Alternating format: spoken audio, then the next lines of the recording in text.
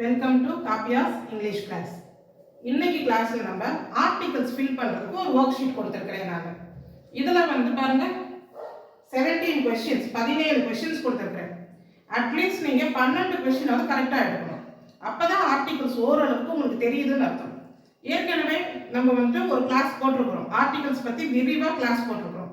Articles அதாவது AEIOU வௌவல்ஸ். Vowel சவுண்டுக்கு முன்னாடி on வரணும். வௌவல்ஸ்க்கு முன்னாடி ஆன் வரணும்னு கிடையாது.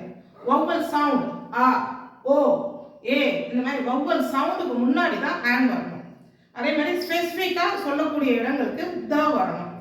காமனாக சொல்லக்கூடிய ஜென்ரல் அந்த மாதிரி இருக்கிறதுக்கு போடலாம். ஸோ இந்த மாதிரி நம்ம எல்லா ரூல்ஸுமே இதுக்கு முன்னாடி விரிவாக கிளாஸில் படிச்சிருக்கிறோம். அதாவது ஆர்டிகல்ஸை பற்றி விரிவாகவே ஒரு கிளாஸில் ஃபுல்லாக படித்தாச்சு. இப்போ அதுக்கான ஒர்க் ஷீட் மட்டும்தான். ஸோ இதில் என்னெல்லாம் ஃபில் பண்ணலாம் பாருங்க. எப்படி எல்லாம் ஆர்டிகல்ஸ் கரெக்டாக ஃபில் பண்ணலாம்னு பார்க்கலாம். I need dash cup of tea. Cup of tea இங்கே கான்சனன்ட்ல தான் ஸ்டார்ட் ஆகுது. இங்கே வௌவல் சவுண்ட் எதுவுமே இல்லை. அப்போ I need a cup of tea. He has dash dog and dash cat. He has a dog, a cat. இங்கே த அப்படிலாம் வராது. அதனால அங்கே ஸ்பெசிஃபிகேஷன்ல எதுவுமே கிடையாது. ஸோ ஒரு நாய் ஒரு பூனை வச்சிருக்கிறாங்க. ஏதோ ஒரு நாய் ஏதோ ஒரு பூனை. அப்போ ஏன்னா அங்கே வௌவல் சவுண்ட் கூட நமக்கு கிடையாது. அப்போ ஏ யூஸ் பண்ணிடுறோம். She found dash old book. O sound அது வௌவல் சவுண்ட் வரும். She found an old book. So vowel sound வந்தாலே இங்கே an வரணும். She found an old book. He is learning dash new language. ஒரு புது மொழியை கத்துக்கிறார். அப்ப நியூ பண்றது என்னது? அங்க எந்த வௌவல் சவுண்டும் இல்ல. அங்க த வரதுக்கு வாய்ப்பு இல்லை. He is learning a new language. ஏதோ ஒரு புது மொழியை கத்துக்கிறார். ஏதோ ஒன்று not specified. She wore elegant dress. She wore dash elegant dress. Elegant a sound. Elegant dress a sound எங்க வரும்? e வர இடங்களுக்கு தான் a sound வரும். so e அங்க vowel sound. She wore an elegant dress. Elegancy அதுக்கெல்லாம் an வரும். He is reading dash exciting magazine. Exciting again an a sound. Exciting. He is reading an exciting magazine. Can you pass me dash salt? Can you pass me dash salt? என்ன வருவாங்க? சால்ட்டுக்கு vowel sound கிடையாது. அப்போ ஸ்பெசிஃபைடா நம்ம சொல்றோம் salt. அப்போ என்ன சொல்லணும்ங்க? a salt சொல்லக்கூடாது. the salt. Specify. Can you pass me the salt? She lives in dash small house. She lives in a small house. She lives in a small house. ஏதோ ஒரு சிறு வீட்டில் இருக்கிறாள். அப்ப ஏதோ ஒரு I will be there in dash hour. இந்த hour மணி கணக்கு சொல்ற பாருங்க. hour அப்படின்னு அந்த சவுண்ட் என்ன வருது? சவுண்ட் வருது. வாயை திறந்து நல்லா சவுண்ட் கொடுக்கணும். அது வௌவல் சவுண்ட். அப்ப ஹெச்ல ஸ்டார்ட் ஆகுது. அப்ப இது வௌவல் சவுண்ட் இல்ல அப்படி சொல்லக்கூடாது.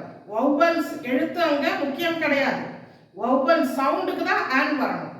அப்போ I will be there in an hour. On வரணும்.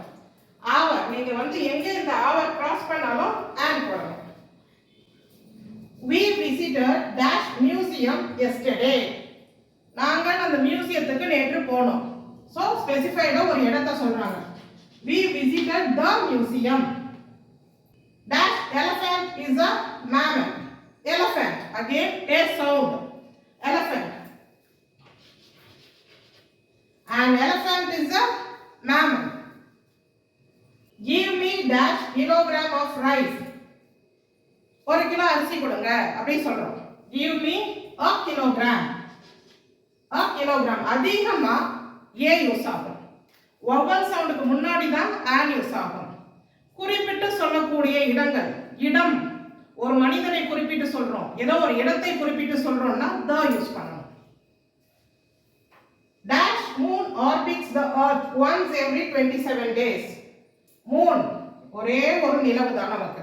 அப்போ அங்கே வந்து எல்லாம் சொல்லக்கூடாது. த இருக்கிறது ஒரு நிலவு, அதனால the moon orbits the earth once every 27 days. Shiny has dash new pet dog. Shiny has a new pet dog. சொல்லும் போதே நமக்கு வந்து கரெக்டா வரணும். Dash music is playing on the radio. Music, இசை. The music is playing on the radio. அப்ப எங்கே music சத்தம் கேக்குது அப்படின்னு நம்ம கேட்கிறோம். அப்ப குறிப்பிட்டு சொல்றோம், ரேடியோல தான் மியூசிக் ஓடுது. அப்போ குறிப்பிட்டு சொல்லக்கூடியது. Specify the music is playing on the radio.